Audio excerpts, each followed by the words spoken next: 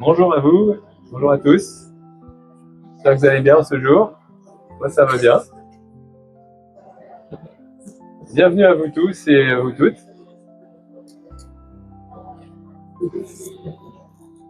Vous avez pu voir pour la feuille, c'est bon, c'est passé.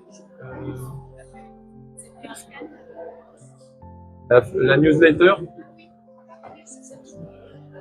On va récupérer ça. On va récupérer la newsletter et puis la fiche et puis on va commencer. Alors. Voilà. En attendant que ça arrive, tout d'abord, bienvenue à vous, merci d'être là. On est tous ici, là, maintenant. On essaye d'être le plus conscient possible. Et donc, je me présente, Mathieu Devy. Voilà.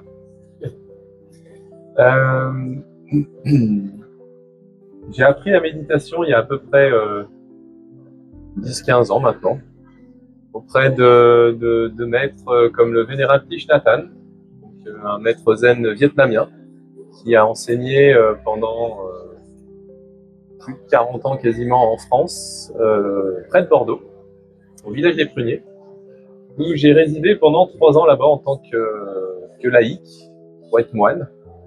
Et puis le destin m'a amené à rejoindre d'autres lieux, toujours dans les traditions bouddhistes, et à continuer de pratiquer la méditation. Donc j'ai médité environ 10 ans dans des centres bouddhistes auprès de grands maîtres, et je me suis intéressé beaucoup à la méditation, à l'éveil aussi, arriver à atteindre l'éveil, ce que le Bouddha Shakyamuni a atteint, donc quelque chose qui semble être assez intéressant si on s'en fie au personnage. Et donc du coup j'ai commencé ma quête spirituelle un peu comme ça. Dans ma vie ça allait plus ou moins bien, et puis il y a eu cet élan de dire oui, c'est bien de travailler, mais j'ai aussi besoin de me connaître, être heureux, savoir qui je suis. M'épanouir au travail, c'est bien, mais il y avait quelque chose de plus profond derrière ce travail qui m'appelait. Donc ça a été pour moi l'occasion justement d'aller plus loin et de trouver en fait ce bonheur qui est la source depuis laquelle tout se manifeste ensuite. Alors je dis ça pour moi, mais c'est valable aussi pour vous. On a tous au fond de nous cet élan de vie qui nous amène à vivre cette vie. Si vous êtes là aujourd'hui, c'est qu'il y a une partie de vous qui nous appelle à être là aujourd'hui. Voilà. Donc tout simplement. Et de partir de là, eh bien en fait tout se réalise. Donc voilà. Alors cette conférence, atelier, je l'ai intitulé être heureux encore et encore. Comme si ça ne pouvait être autrement. Pourquoi? Parce que si on se fie simplement à ce qui est notre quotidien, on est toujours heureux. Sur cette base d'être heureux, il y a une sorte de couche qui se rajoute, qui est plus ou moins épaisse, et qui est des difficultés, des problèmes, des souffrances, des choses qu'on se raconte quelque part aussi, et qui est le résultat d'un certain nombre d'illusions qu'on s'est créées, qu'on y a cru, qui nous ont déçus, et qui ont été comme des voiles qui se sont mis sur nous, et qui nous ont empêchés de voir en fait notre véritable nature, celle d'être heureux. Sur cette base, ensuite, on a beaucoup pris le temps de s'illusionner et de dire « Ah oui, si j'ai ce problème, alors je vais résoudre ce problème ». Et au lieu de regarder à l'intérieur de soi, on s'est concentré à regarder le problème et à vouloir mettre un terme au problème. Donc on est très fort pour ça, on sait se créer des souffrances, on sait se créer soi-disant des résolutions. Mais tout ça, c'est une illusion qu'on se crée en fait. On se crée cette illusion qu'on a un problème, donc on doit le résoudre. Donc ce premier constat, observer qu'on s'illusionne beaucoup dans notre vie, eh bien fait que on crée un monde d'illusions. Si on arrive à créer des bâtiments comme ça, c'est qu'à un moment donné, on se dit « Ah, alors j'ai froid, donc je vais me créer un truc pour me protéger ». En vérité, on ne fait que reproduire ce que l'on est déjà. On a un corps qui abrite un esprit, et par extension, on va faire la même chose dans le monde. Ah ben ce corps, faut qu'il aille dans une boîte pour qu'il soit au chaud. Voilà. Donc c'est très bien, hein, on fonctionne sur un monde qui nous va très bien et c'est ce qui nous permet d'avoir tout ce confort, d'avoir ce bonheur, et tant mieux, ça nous réjouit aussi. C'est important de se le rappeler aussi. Voir que tout ça c'est merveilleux, c'est des gens qui ont contribué. Si aujourd'hui je suis là, c'est parce qu'il y a plein de gens avant moi qui ont mis en place cela, que vous êtes là aussi, répondant présent. Autrement, je serais peut-être déjà chez moi tranquillement, je sais pas. En tout cas, cette réalité, voilà, on l'a créée aujourd'hui ensemble, et ensemble, on va dans ce sens de être heureux peut-être. Si c'est pas déjà le cas, c'est déjà le cas. Mais est-ce qu'on en est conscient? Conscient. Donc, sur cette base-là, on peut observer que oui, on peut trouver des choses qui nous rendent heureux, heureuses, et puis on peut considérer aussi des choses qui nous rendent malheureux, malheureuses. Est-ce qu'il y a quelqu'un qui veut donner un exemple des choses qui le rend heureux, heureuse? Oui, madame? Manger. Allez à une méditation. Allez à une méditation. Transmettre mon savoir. Ou votre savoir. Enfin, ça dépend qui parle. Votre savoir. Madame? Être dans la nature. Donner de l'argent. Donner de l'argent? Oui. Donner de l'argent. D'accord.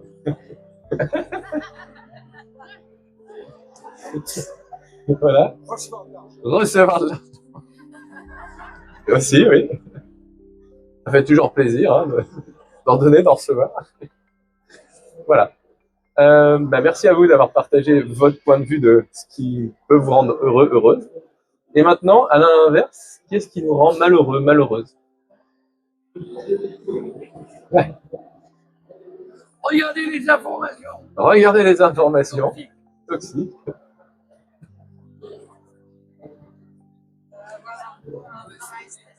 Comment? Une mauvaise santé. Un travail stressant. Des incompréhensions humaines. Oui. Manque de communication. Allez sur la météo. Allez sur la météo. Merci à vous de ces partages. Donc, on voit que sur cette base, qu'est-ce qui nous permet de dire ce qui nous rend heureux et de ce qui nous rend malheureux? C'est notre perception de ces choses. Nos choses, on les polarise parce que l'expérience qu'on a eue de ces choses nous ont rendu heureux ou malheureux. Voilà, c'est tout. Bon, je rentre chez moi, c'est bon. C'est tout la conférence. Blague à part, le monde que l'on se crée, c'est le nôtre. L'illusion, elle est valable dans le positif comme dans le négatif. Si on trouve les gens heureux, formidables autour de nous, c'est de notre perception. Si on trouve les gens horribles autour de nous, c'est de notre perception.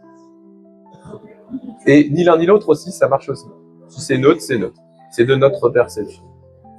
Donc comprendre que, voilà, si on s'amuse aujourd'hui, c'est parce qu'on s'est créé ces choses-là, tout simplement. Donc être heureux encore et encore, eh bien, c'est rebondir sur ce qui nous rend heureux, heureuse, puisqu'on se crée notre réalité.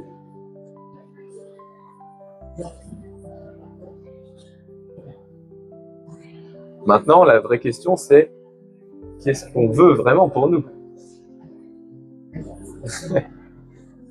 Donc, ce désir à vouloir être heureux, en fait, c'est une nouvelle illusion. Quand on désire être heureux, on retarde notre moment d'être heureux. On désire quelque chose.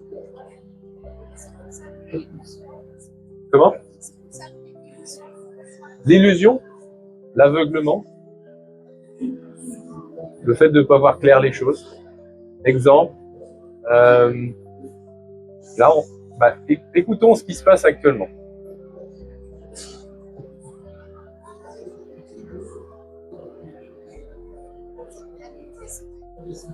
Comment?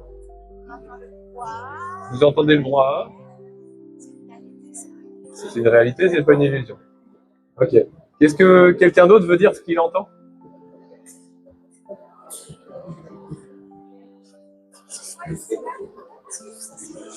Comment ça?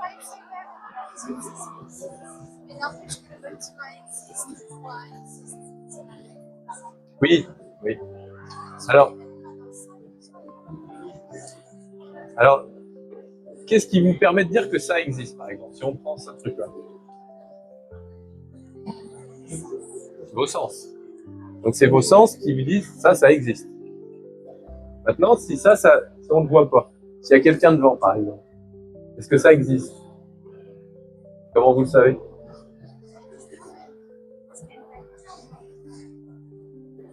Comment pouvez-vous voir quelque chose et en être conscient si vous ne le voyez pas? Vous l'avez vu avant, mais peut-être qu'il a cessé d'exister entre le moment où vous l'avez vu et maintenant. Vous voyez où je veux en venir? La réponse, vous le dites un petit peu. C'est-à-dire que dans notre réalité, elle est tangible dès lors où on y donne notre accrédit. Sinon, sur quelle base elle existe? C'est pour ça que souvent on dit que c'est une illusion. Et une des raisons, on comprend bien, qu'est-ce qu'il y a derrière ce mur? Si on n'est pas allé, on ne sait pas. Et c'est peut-être en train déjà de changer de certaines manières, on ne sait pas.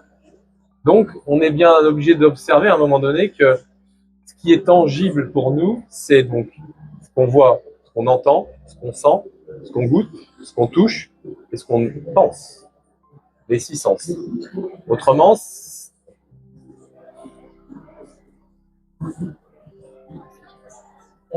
maintenant, cette même réalité, par exemple, si on reprend l'exemple de ce mur, vous le voyez d'une certaine manière, vous d'une autre, chacun le voit d'une certaine manière, ce mur. Toutes ces réalités-là, elles sont justes. Mais est-ce qu'elles sont celles du mur? À aucun moment, c'est celle du mur, c'est notre propre perception. Donc ce même mur, on pourrait dire qu'il a plusieurs manières d'être vu, et en même temps, on s'accorde tous à dire que c'est le même mur. C'est un peu bizarre. Pourtant, on a chacun notre point de vue. Et pourtant, c'est tout à fait juste. Et en même temps, ça ne l'est pas. Donc en fait, on est face à un paradoxe qui est cette réalité. Jusqu'à comment elle peut être tangible. Si quelqu'un, par exemple, a eu des soucis dans sa vie avec, par exemple, la guimauve, et qu'il a horreur de la guimauve, la guimauve va pas du tout avoir le même goût que si quelqu'un adore la guimauve dans sa vie, elle fait des bonnes expériences de la guimauve. Pourtant, la guimauve, c'est toujours la guimauve. Alors, guimauve ou pas guimauve? L'idée, vous comprenez, c'est ça.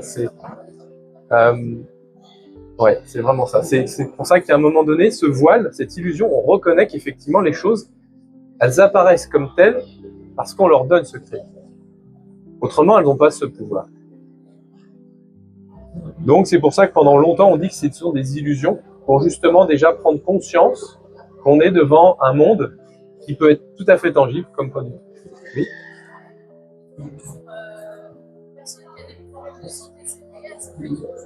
Une personne qui a des problèmes de santé, c'est réel, c'est pas une illusion. Oui. Qu'est-ce qu'on fait de ça? Ça dépend, vous êtes cette personne? Dans ton entourage, d'accord. Eh ben, moi-même, j'ai eu des problèmes de santé. Donc, je connais un petit peu. C'est réel. C'est réel. Hein. Quand c'est la personne, elle vit quelque chose, c'est très réel.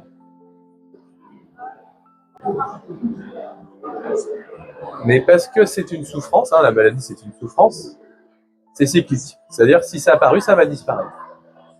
Alors, des fois, c'est difficile à entendre. Pour moi, on m'a dit des choses assez incroyables sur ma vie, soi-disant des choses que moi-même, je ne croyais pas. Et ben, j'ai, à un moment donné, été confronté dans ma vie à voir le point de vue d'une personne extérieure à moi, me dire quelque chose qui me concerne, sous prétexte que c'est un diagnostic d'un médecin et que je devais le croire cette personne. Bon, j'y ai cru jusqu'à un certain point, mais j'ai surtout vu aussi en moi une grande colère en disant non, moi je ne suis pas ce que les gens disent de moi. Et ça, c'est le jugement des autres, dans mon cas. Après, je ne connais pas dans le détail pour votre personne, mais voilà ce qui se passe. Et là, à ce moment-là, la colère, c'est quelque chose que j'ai pu travailler moi-même. Voilà. Et on peut dire ce qu'on veut de moi. Moi, je sais. Comment? Comment? Je vous entends pas. La colère, c'est un sentiment humain. La colère, c'est un sentiment humain. Oui, c'est quelque chose qu'on peut travailler. Dans le sens, ça tient qu'à moi de m'énerver ou pas. Et la maladie, si vous voulez, c'est le cycle de la vie qui se fait en nous. Dès lors où on est né, on va mourir. Donc, il y a une sorte de péremption à nous-mêmes. Cette péremption, elle commence dès lors où on est. Ensuite, ça passe par le fait de changer de forme, de vieillir, de tomber malade et de mourir. Maintenant, ça se fait plus ou moins dans cet ordre, suivant ce qu'on a traversé dans notre vie. Et la maladie fait partie de la vie. Quand on n'est pas totalement aligné à nous-mêmes, la vie fait en sorte qu'on le soit. Et si on ne l'est pas normalement, eh ben, il y a un truc qui est une sorte de vie. Une maladie, c'est une forme vivante qui est en nous, à ce moment-là, qui prend le relais pour quelque chose qu'on est censé faire déjà nous-mêmes. Mais parce qu'on n'est pas aligné, eh bien, c'est la maladie qui prend la place.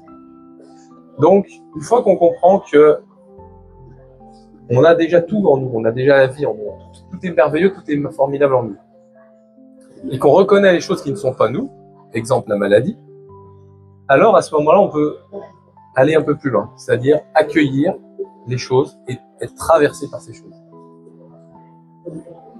Bon, là, je vais partir dans un domaine un petit peu plus spirituel que pragmatique, mais qui est peut-être important à comprendre, c'est que on a une sorte d'essence en nous, vitale, qui nous permet de vivre. C'est pas le corps, c'est pas l'esprit, c'est une troisième force. Il y en a, ils appellent ça la grâce divine, il y en a, ils appellent ça Dieu, il y en a, ils appellent la source de le dharma, ce que vous voulez. Et cette source, elle est en nous, et elle ne demande qu'à briller. Et ça tient qu'à nous de l'observer telle qu'elle est. Si elle est malade, elle est malade. Si elle est joyeuse, elle est joyeuse. Si elle est triste, elle est triste. Si elle est colérique, elle est colérique.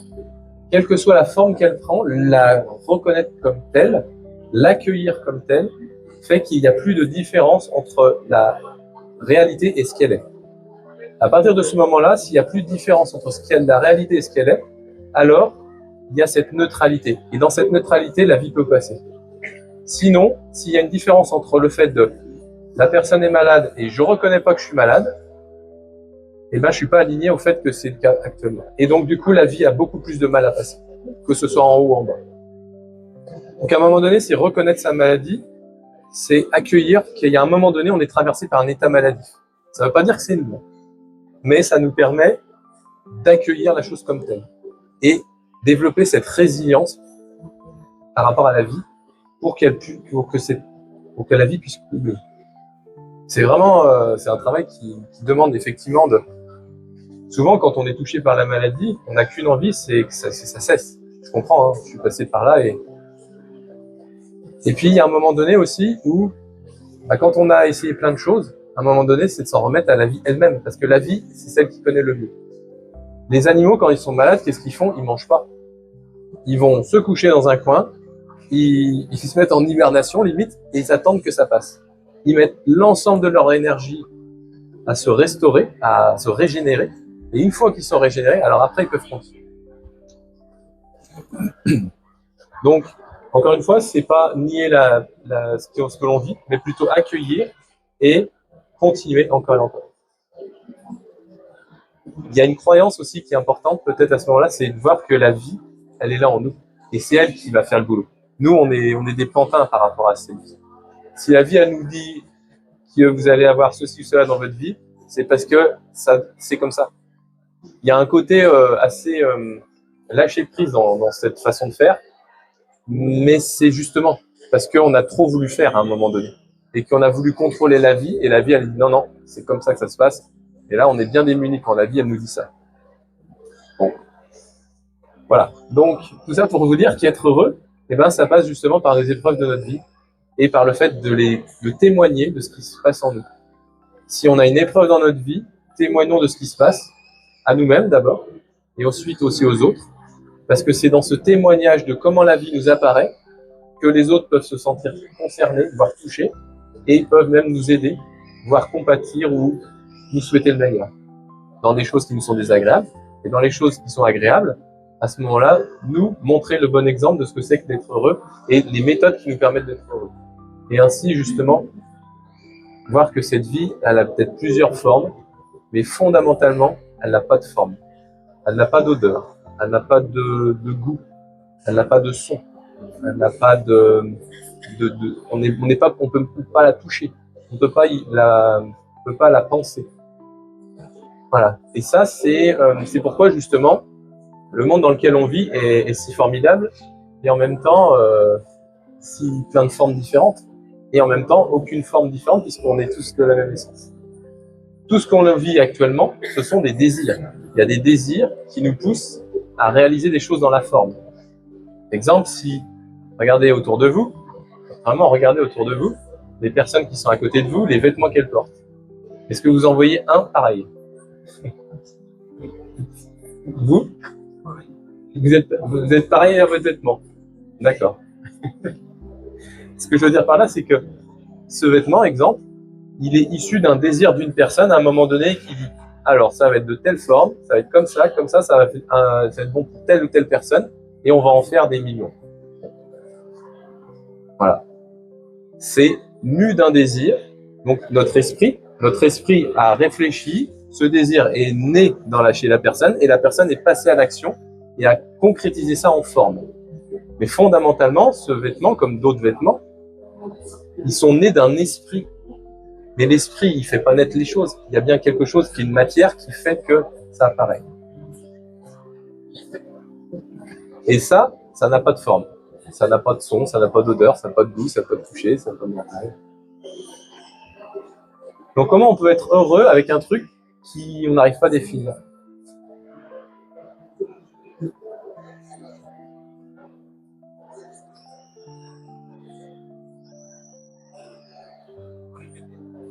Comment on arrive à être heureux avec un truc qu'on n'arrive pas à saisir, pas à définir, pas à toucher, pas à penser, pas...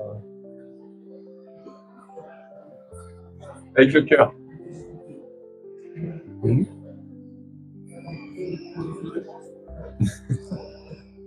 Ben, dire que c'est juste ou pas, sachant que ça n'a pas de forme, c'est un peu dur. L'amour n'a pas de forme, ouais.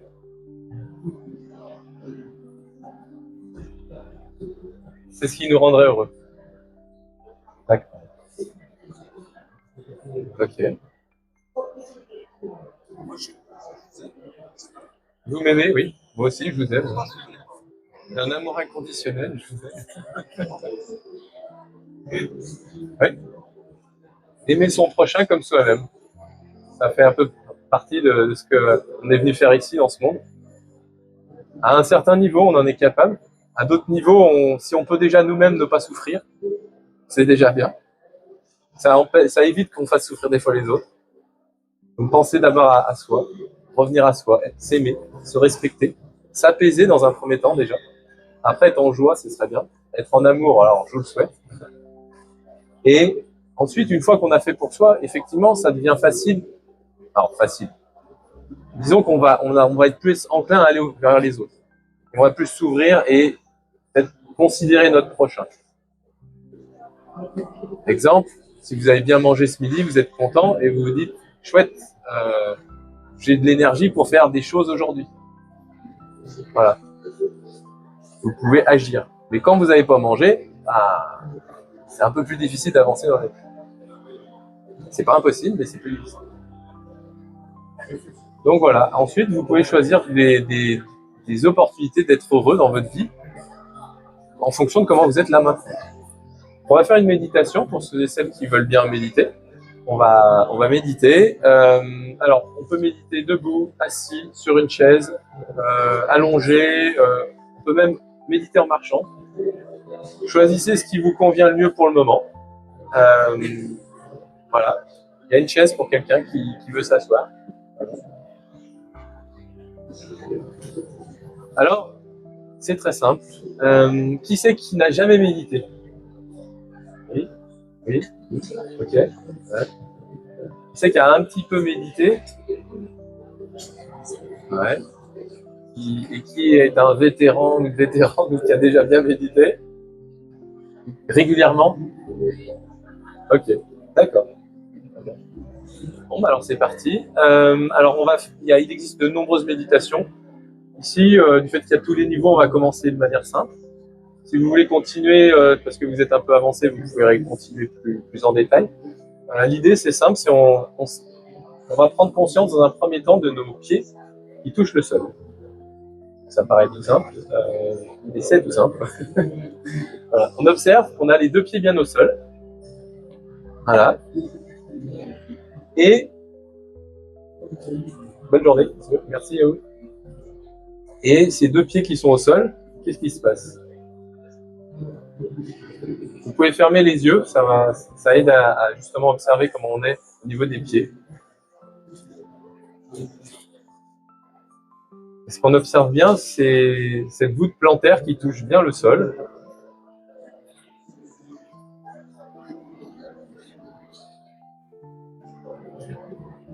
Puis pour ceux et celles qui sont sur une chaise, vous pouvez aussi prendre conscience que vous avez les fesses qui sont assises sur la chaise.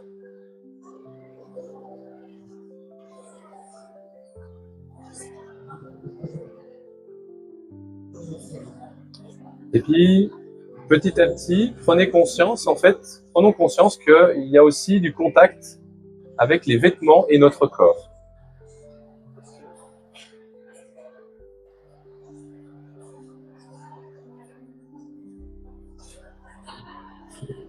Vous observez, suivant comment vous êtes grande, ça prend plus ou moins de temps.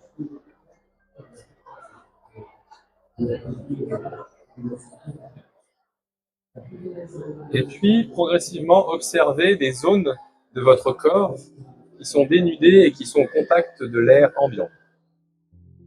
Comme par exemple les mains, le visage, voire les cheveux. Observez ces zones de votre corps qui sont au contact de l'air et observez si vous arrivez à développer cette sensation de l'air qui peut vous être au contact de votre corps.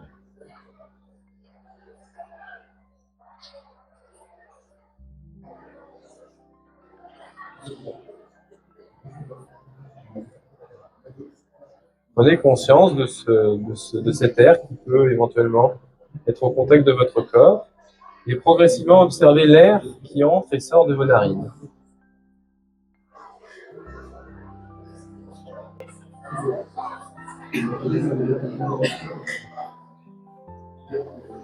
À l'inspiration, l'air entre dans vos narines. À l'expiration, l'air sort de nos narines.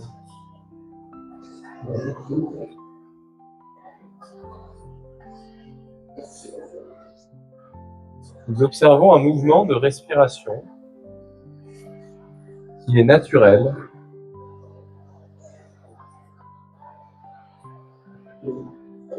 qui est plus ou moins régulier, plus ou moins rapide,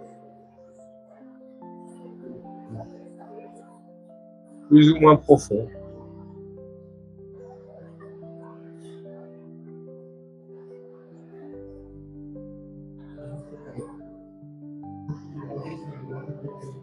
Et nous observons ce mouvement qui nous est propre.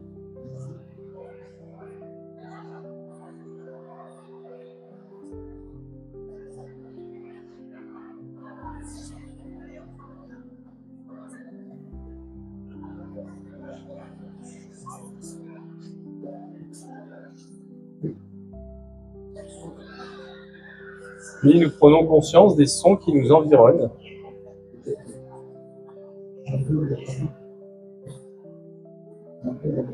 Comme le brouhaha ambiant, une personne qui parle,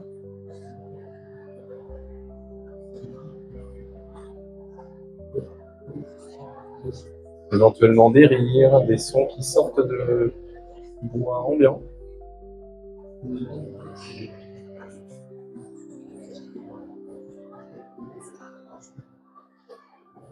Et puis on observe les caractéristiques de ces sons. Est-ce que c'est des sons permanents comme le brouhaha, ou ponctuels comme quelqu'un qui parle?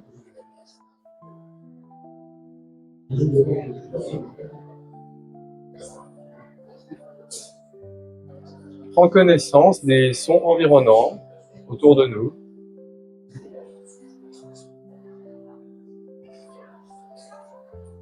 Et puis on identifie à peu près la distance à laquelle se trouve le son en question. Est-ce qu'il est proche ou est-ce qu'il est au lointain?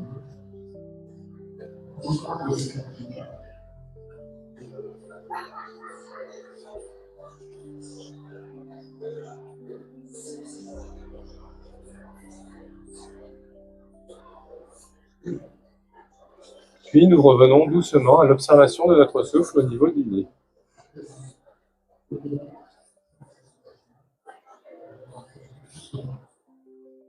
À l'inspire, l'air entre dans les narines. À l'expire, l'air sort des narines.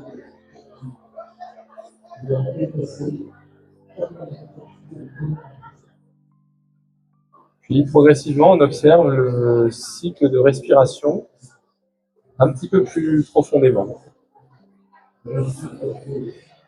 À l'inspiration, on observe que l'air entre dans nos narines, remplit nos poumons. Et à l'expiration, l'air sort de nos poumons, sort de nos narines.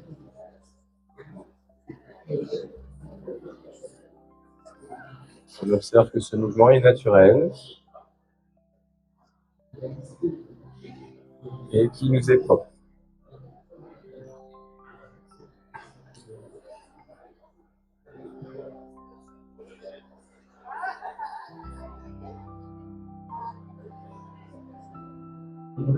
Puis doucement, on continue dans cette méditation et on va un peu plus profondément dans cette respiration. Et on observe l'air qui entre à l'inspiration depuis nos narines, qui remplit nos poumons, qui fait gonfler notre ventre. Et puis à l'expiration, ce ventre qui se dégonfle, cet air qui sort de nos poumons et de nos narines.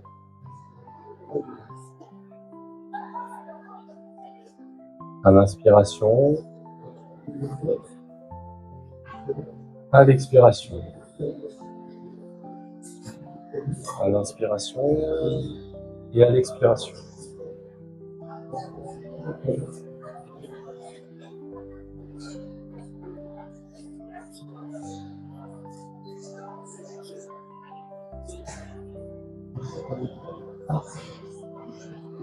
Et on prend un bref instant dans ce moment de calme à l'intérieur de nous.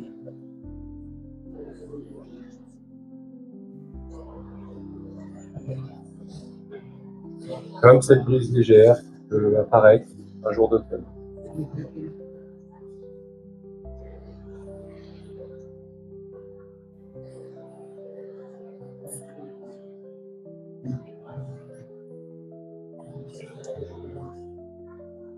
Voilà, puis progressivement on se prépare à sortir de cette méditation. Pour cela, on peut commencer à bouger les doigts, les mains, les avant-bras, les bras, on s'étire les mains vers le ciel, les mains vers la terre,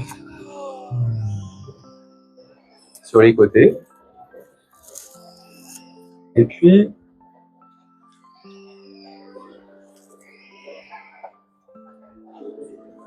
si on a des lunettes, on peut les poser un bref instant. Et avec nos mains, on va se frotter les mains l'une contre l'autre afin de faire venir la chaleur. On reste les yeux fermés. Une fois que nos mains sont bien chaudes, on les pose sur nos yeux fermés et on respire 3 fois par le nez, de manière naturelle et douce. Ça permet de détendre nos paupières et nos yeux qui sont sollicités aujourd'hui.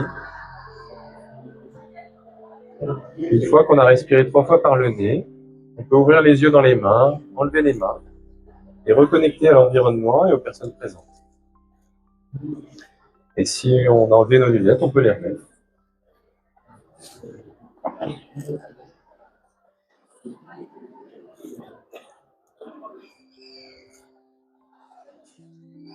Voilà. Comment s'est passée cette séance pour vous? Bien?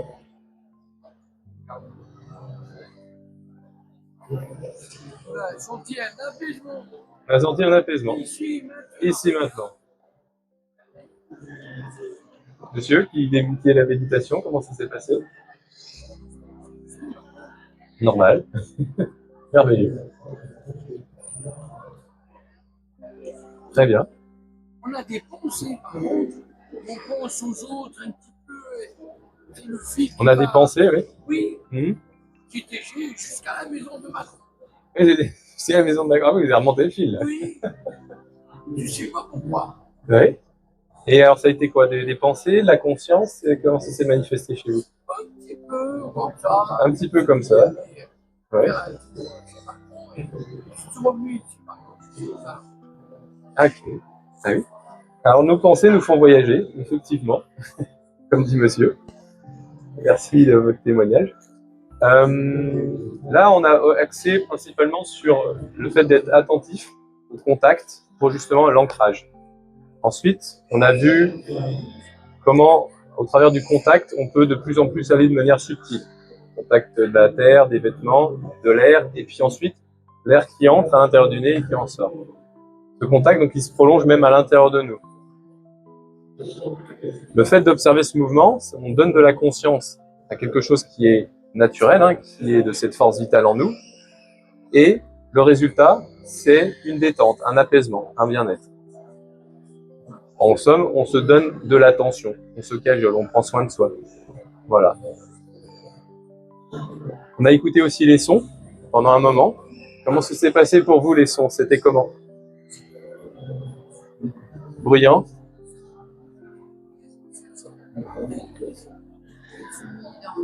Vous êtes mis dans votre truc? D'accord. En arrière-plan, oui. Ok.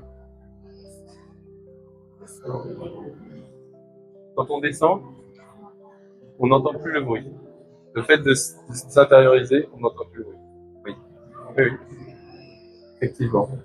Plus on va à l'intérieur de soi, plus c'est calfeutré, c'est tranquille, c'est paisible.